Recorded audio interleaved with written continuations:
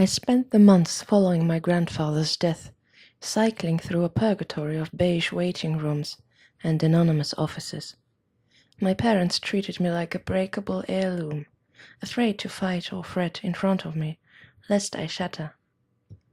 I was plagued by wake-up screaming nightmares so bad that I had to wear a mouth guard to keep from grinding my teeth into nubs as I slept. I couldn't close my eyes without seeing it, that tentacle mouth horror in the woods. I was convinced it had killed my grandfather and that it would soon return for me. Sometimes that sick panicky feeling would flood over me like it did that night, and I'd be sure that nearby, lurking in a stand of dark trees, beyond the next car in a parking lot, behind the garage where I kept my bike, it was waiting. I blamed myself for what happened. If only I'd believed him, was my endless refrain. But I hadn't believed him, and neither had anyone else. And now I knew how he must have felt, because no one believed me either.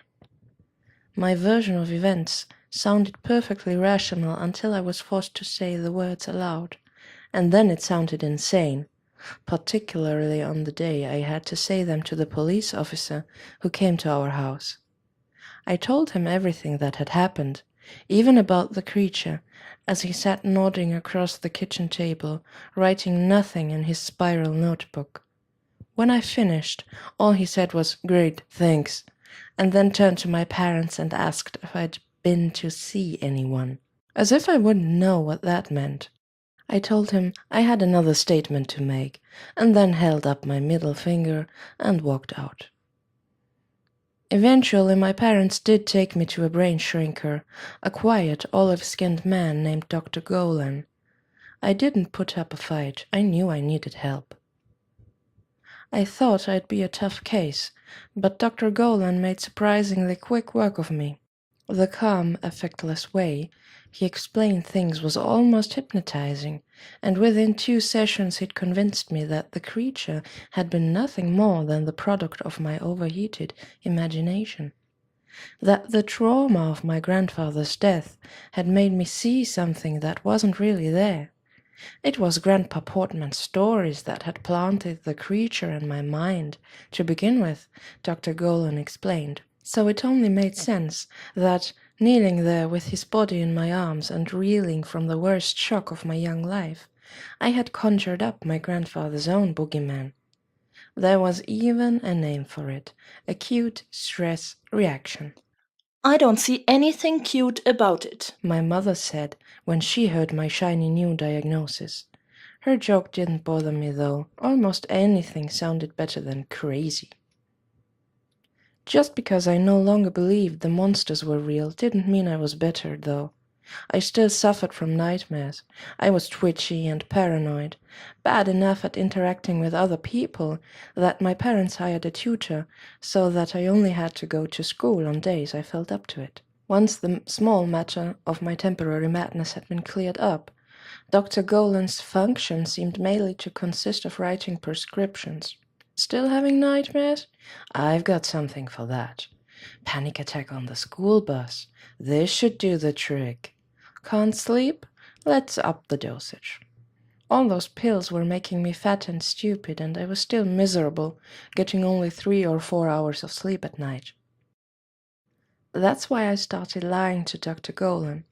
I pretended to be fine when anyone who looked at me could see the bags under my eyes, and the way I jumped, like a nervous cat, at sudden noises.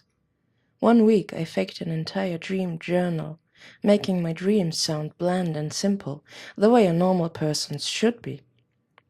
One dream was about going to the dentist. In another I was flying. 2 nights in a row, I told him, I dreamed I was naked in school. The truth was that I'd had the same dream every night that week. With minor variations, it always went like this.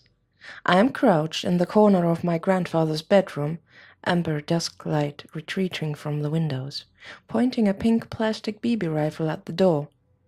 An enormous glowing vending machine looms where the bed should be, filled not with candy, but rows of razor-sharp tactical knives and armor-piercing pistols. My grandfather's there in an old British Army uniform, feeding the machine dollar bills.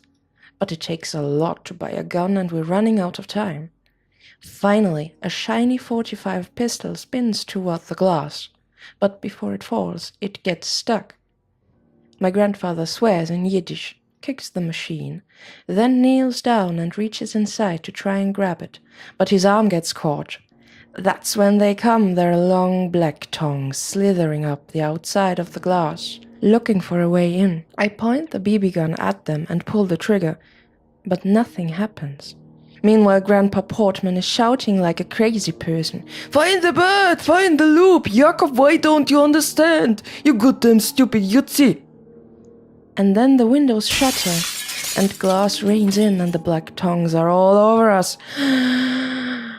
And that's generally when I wake up in a puddle of sweat, my heart doing hurdles and my stomach tied in knots. Even though the dream was always the same and we'd been over it 100 times, Dr. Golan still made me describe it in every session. It's like he was cross-examining my subconscious, looking for some clue he might have missed the 99th time around. And in the dream, what's your grandfather saying? The same stuff as always, about the bird, and the loop, and the grave. His last words. Any new ideas about what they might mean? Yeah, Jack and shit. Come on, you don't mean that. I wanted to act like I didn't care about the last words, but I did. They'd been eating away at me almost as much as the nightmares. I felt like I owed it to my grandfather not to dismiss the last thing he said to anyone in the world as delusional nonsense. And Dr. Golan was convinced that understanding them might help purge my awful dreams. So I tried. For a while I thought the loop could be a street in Circle Village, and that Emerson might be a person my grandfather had sent letters to, an old war buddy he'd kept in touch with or something. Maybe this Emerson lived in Circle Village, in one of its loops, by a graveyard, and one of the letters he'd kept was dated September 3rd, 1940, and that was the one I needed to read. I knew it sounded crazy, but crazier things have turned out to be true. So, after hitting dead ends online, I went to the Circle Village Community Center, where the old folks gather to play shuffleboard and discuss their most recent surgeries, to ask where the graveyard was, and whether anyone knew a Mr. Emerson. They looked at me like I had a second head growing out of my neck, baffled that a teenage person was speaking to them. There was no graveyard in Circle Village, and no one in the neighborhood named Emerson, and no street called Loop Drive, or Loop Avenue, or Loop anything. It was a complete bust. Still, Dr. Golan wouldn't let me quit. He suggested I look into Ralph Waldo Emerson, a supposedly famous old poet. Emerson wrote his fair share of letters. Maybe that's what your grandfather was referring to.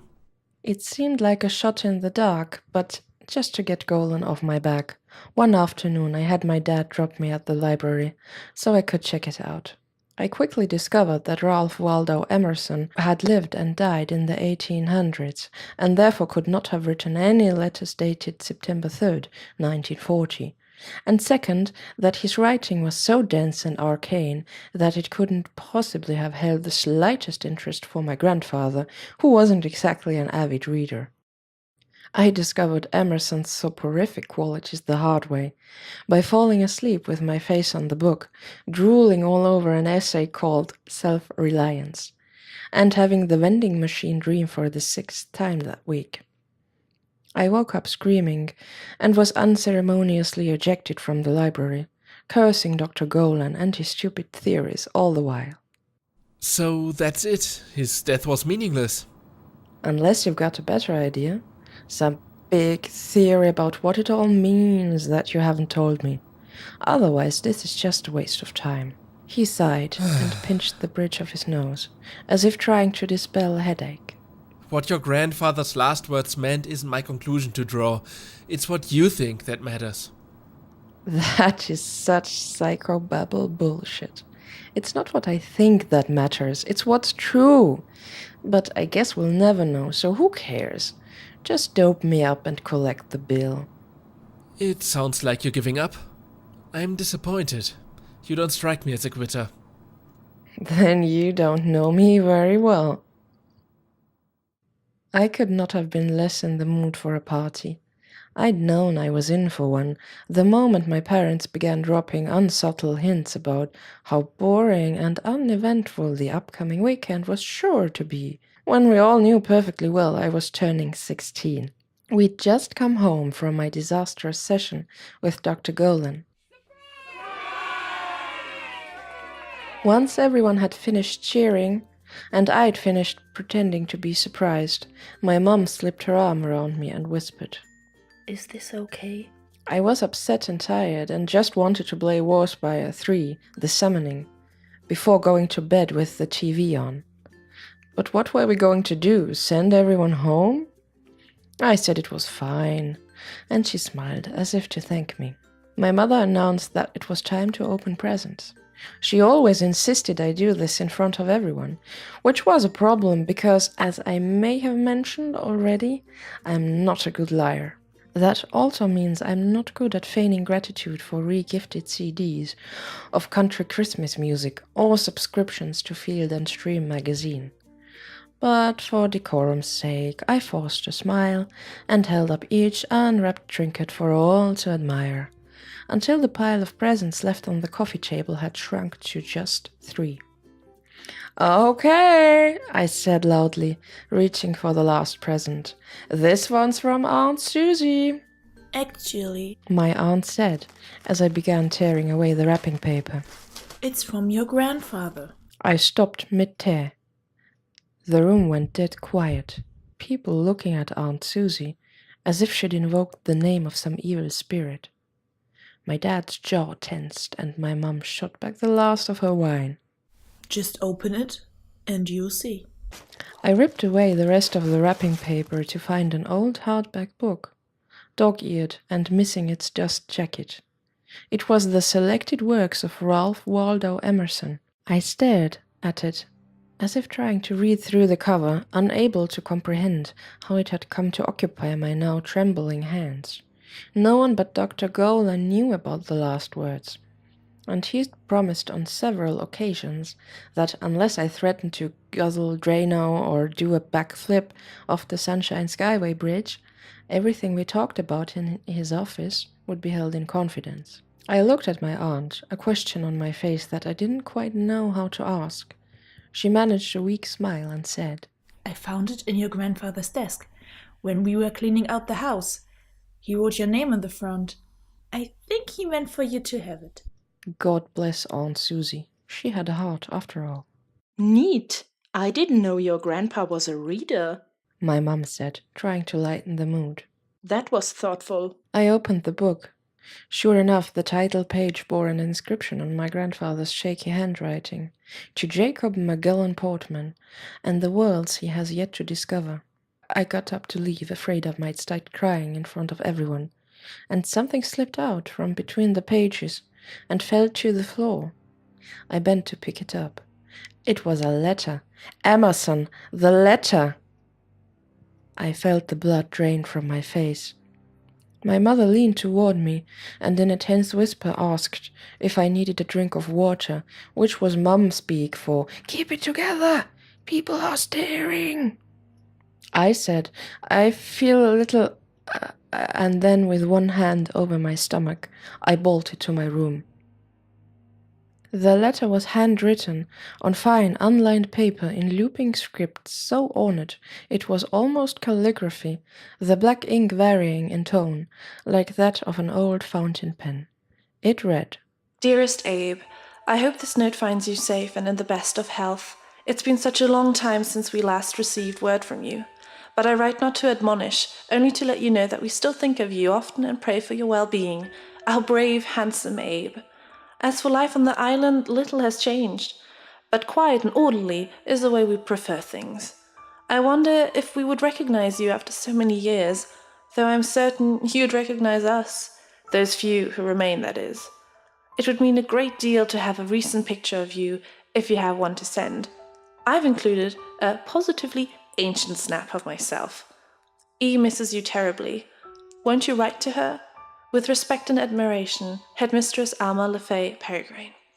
As promised, the writer had enclosed an old snapshot. I held it under the glow of my desk lamp, trying to read some detail in the woman's silhouetted face, but there was none to find. The image was so strange, and yet it was nothing like my grandfather's pictures.